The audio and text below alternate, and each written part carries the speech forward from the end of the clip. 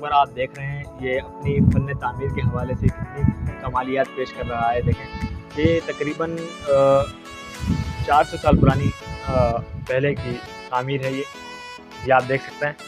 और अब आजकल के ज़माने में यहाँ दरवाजे थे, चूँकि अब यहाँ शीशे के दरवाजे लगा दिए गए हैं ताकि कोई अंदर दाखिल ना हो। इस हवाले से यहाँ अंदर उनकी कब्रें मौजूद हैं। ये देखें नाज़रीन, यहाँ से ये मकली का रोड नीचे उतरता है।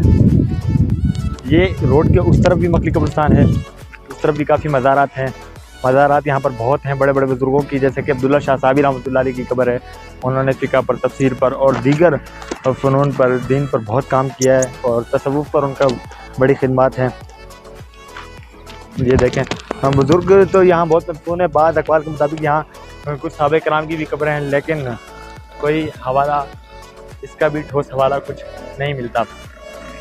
ये देखें, यहाँ से नीचे उतरता है ये मक्की कब्रिस्तान। इस पहाड़ से नीचे उतरते ही आगे ठट्टा का शहर शुरू हो जाता है। नाज़रीन, बात रही मकली कब्रिस्तान।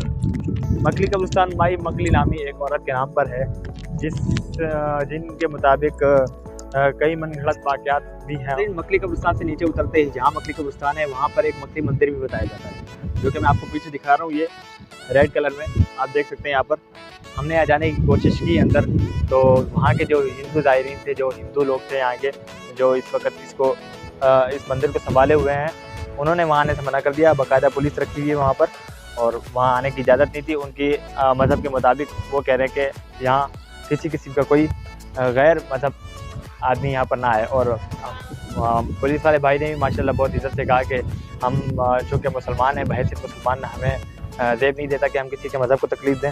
चूँकि उनकी इजाज़त नहीं थी तो हम अंदर नहीं गए। अंदर हमने बाकायदा उनकी ये काली माता और दीगर बुतों को देख लिया था पुलिस वाले भाई की इजाज़त से। ये हम आपको दूर से दिखा सकते हैं। हमारी कोशिश थी कि हम आपको ये बाकायदा अंदर जाके मुकम्मल एक ब्लॉग बनाएंगे, लेकिन वो नहीं बना सके। अब आप बाहर से ही देख सकते हैं, ये है मकली मंदिर।